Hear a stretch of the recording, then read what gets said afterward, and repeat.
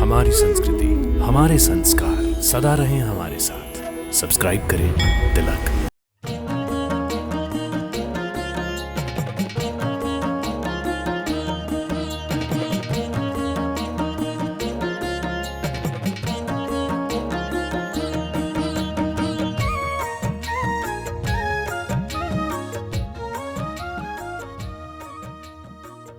भारत के समृद्ध राज्य गुजरात का एक समृद्ध शहर है वडोदरा, जो बहुत बड़ा तो नहीं है, लेकिन इसका इतिहास बहुत विशाल है। यहाँ अनेक ऐतिहासिक इमारतें एवं पुरातन मंदिर हैं। इनमें से कुछ मंदिर तो इतने अधिक प्राचीन हैं कि उनका उल्लेख पुराणों में भी प्राप्त होता है। आज हम आपको अपने कार्यक्रम के माध्यम से वडोदरा के एक ऐसे ही शिव मंदिर में लेकर चलेंगे जिसका वर्णन स्कंद पुराण में भी मिलता है। शिव ब्रह्मांड के कण कण में समाये हुए हैं। शिव जिस स्थान पर शिवलिंग के रूप में विराजमान होते हैं उसे शिवालय कहा जाता है। प्रायः भक्त शिवलिंग का जलाभिषेक करते हैं, अर्थात शिवलिंग को जल से स्नान करवाते हैं। लेकिन क्या आपने कभी शिव के ऐसे जलाभिषेक के बारे में सुना है जिसमें समूचा शिवालय ही जलमग्न हो जाए?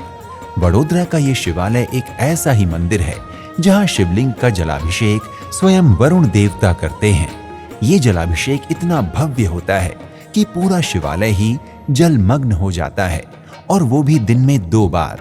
पूरे देश में प्रसिद्ध इस शिवलिंग की ये विशेषता अपनी आंखों से देखने के लिए भक्त दूर दूर से आते हैं।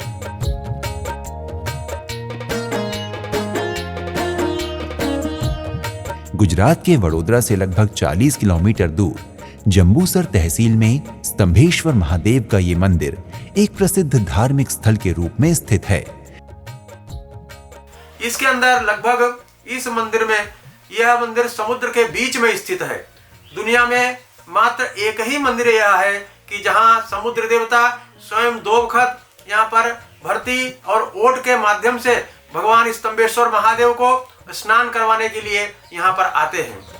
ये मंदिर समुद्र में ऐसे स्थान पर स्थित है जहां प्राकृतिक रूप से आने वाले ज्वार भाटे के कारण समुद्र का स्तर प्रतिदिन ही घटता बढ़ता रहता है। इसलिए इस मंदिर का जलमग्न हो जाना वैसे तो एक प्राकृतिक घटना है, किंतु श्रद्धालुओं के लिए ये किसी चमत्कार से कम नहीं है। यह मंदिर ऐतिहासिक है, पौराणिक है तथा बहुत सी आस्थाओं का केंद्र है। ज्वार भाटे की तीव्रता के अनुसार जल का स्तर कम या ज्यादा होता रहता है। पूर्णिमा जैसे कुछ विशेष अवसरों पर जब ज्वार की तीव्रता अधिक होती है तब तो मंदिर लगभग 28 फीट तक पूरी तरह से जलमग्न हो जाता है। लेकिन कुछ ही समय बाद जब जल का स्तर घटना शुरू होता है तब मंदिर फिर से दिखाई देने लगता है। जल स्तर उतरने के बाद मंदिर की सफाई करने में लगभग 2 लाख लीटर पानी का उपयोग होता है। ये घटना प्रतिदिन सुबह शाम घटती है, जिसे श्रद्धालु दूर से देखकर आश्चर्यचकित रह जाते हैं। भक्त इस प्राकृतिक घटना को वरुण देवता अर्थात समुद्र के द्वारा शिव जी का अभिषेक करने के रूप में देखते हैं। कहते हैं स्तंभेश्वर महादेव मंदिर का निर्माण भगवान शिव के पुत्र कार्तिकेय ने अपने तपोबल से किया था। स्कंद पुराण में वर्णित कथा के अनुसार एक बार राक्षस ताड़कासुर ने शिव जी की कठोर तपस्या करके उनसे अमर होने का वरदान मांगा।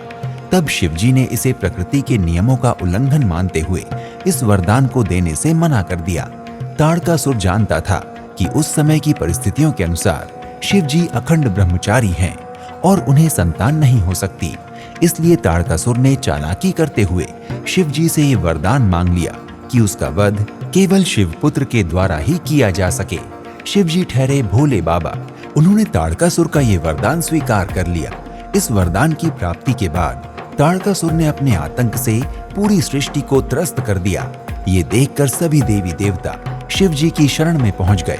तब उनके आग्रह पर शिव जी के तेज से उत्पन्न बालक कार्तिकेय ने ताड़कासुर का संहार कर दिया। किंतु जब कार्तिकेय जी को ताड़कासुर के शिव भक्त होने की बात पता चली तो उन्हें उसका वध करने का बहुत दुख हुआ। तब उन्होंने देवताओं के ही मार्गदर्शन में महिसागर संगम तीर्थ अर्थात जहां महिसागर नदी का समुद्र से संगम होता है उस स्थान पर विश्वनंदक स्तंभ की स्थापना की और उस पर स्तंभेश्वर महादेव को स्थापित कर दिया। तब से लेकर अब तक ये स्तंभ मंदिर स्तंभेश्वर महादेव के रूप में विश्व विख्यात है। इस तीर्थ को महिसागर संगम गुप्त तीर्थ भी कहा जाता है। महाशिवरात्रि के अवसर पर स्तंभेश्वर महादेव मंदिर पर गुजरात का सबसे बड़ा मेला लगता है। इसके अलावा श्रावण मास में भी यहाँ 1 महीने तक चलने वाले मेले का आयोजन किया जाता है। इस अवसर पर दूर दूर से भक्त एवं पर्यटक मेले का आनंद तथा स्तंभेश्वर महादेव के दर्शन लाभ लेने के लिए पधारते हैं। स्तंभेश्वर महादेव मंदिर के गर्भगृह तक पहुंचने के लिए भक्तों को समुद्र में ही बने एक लंबे से गलियारे से गुजरना पड़ता है। स्तंभेश्वर महादेव मंदिर का गर्भगृह बहुत ही साधारण ढंग से बना हुआ है। ये चारों ओर से दीवारों द्वारा बंद किसी कक्ष की तरह नहीं, अपितु केवल स्तंभों द्वारा घिरा हुआ है, ताकि समुद्र के जल का भराव तथा निकासी आसानी से हो सके। स्तंभेश्वर महादेव मंदिर में एक वेदशाला भी चलाई जाती है, जहां अनेक बच्चे विद्वान ब्राह्मण अध्यापकों की सहायता से वेदों का अध्ययन करते हैं। इसके अलावा यहाँ एक गौशाला भी है, जहाँ बड़ी श्रद्धा के साथ गौवंश का पालन पोषण होता है। मंदिर में पधारने वाले यात्रियों को निःशुल्क भोजन करवाने के लिए स्तंभेश्वर महादेव मंदिर में एक भोजनशाला की व्यवस्था भी की गई है। मंदिर के बाहर अनेक स्टॉल रूपी दुकानें सजी हुई हैं, जहाँ पर पूजन सामग्री, बच्चों के खिलौने तथा खाने पीने की वस्तुएं उपलब्ध रहती हैं। इन दुकानों पर आप इलायची वाली चाय के साथ गुजराती व्यंजनों जैसे खमण, ढोकला, पापड़ी चाट इत्यादि का आनंद ले सकते हैं। यदि आप गर्म मौसम में स्तंभेश्वर महादेव मंदिर पहुंचते हैं तो यहाँ मिलने वाली नींबू शिकंजी आपको राहत और ऊर्जा प्रदान करेगी। स्तंभेश्वर महादेव के अलावा भी वडोदरा शहर में पर्यटन के लिए अनेकों स्थान हैं। Sayaji garden, Lakshmi Vilas palace, Sursagar lake, EME मंदिर, कीर्ति मंदिर, बड़ौदा संग्रहालय, महाराज फतेह सिंह म्यूजियम, हजीरा मकबरा, अजवा निमेटा गार्डन जैसे अनेक दर्शनीय स्थल आपकी वडोदरा की यात्रा को यादगार बना सकते हैं। वडोदरा पहुंचने के लिए आप सड़क, रेल या हवाई मार्ग में से किसी भी माध्यम का चुनाव कर सकते हैं। सड़क मार्ग से वडोदरा शहर अहमदाबाद से 112 किलोमीटर तथा मुंबई से 420 किलोमीटर दूर NH8 पर स्थित है। रेल मार्ग की यदि बात की जाए तो वडोदरा पश्चिम रेलवे का एक प्रमुख रेलवे जंक्शन है, जहां के लिए देश भर से ट्रेनें जुड़ी हुई हैं। हवाई मार्ग से आने वालों के लिए भी वडोदरा विभिन्न घरेलू एयरलाइनों द्वारा भली भांति जुड़ा हुआ है। अतः आप हवाई या रेल किसी भी मार्ग द्वारा वडोदरा पहुंचकर स्तंभेश्वर महादेव मंदिर के लिए ऑटो या कैब ले सकते हैं और मंदिर के दर्शन कर सकते हैं। भक्तों, अगर आप भी स्तंभेश्वर महादेव के इस अद्भुत रूप के दर्शन करना चाहते हैं तो अविलंब ही अपनी यात्रा का शुभारंभ करें। शीघ्र ही किसी नए पवित्र धाम की यात्रा पर आपसे फिर भेंट होगी। हर हर महादेव। इति शुभम।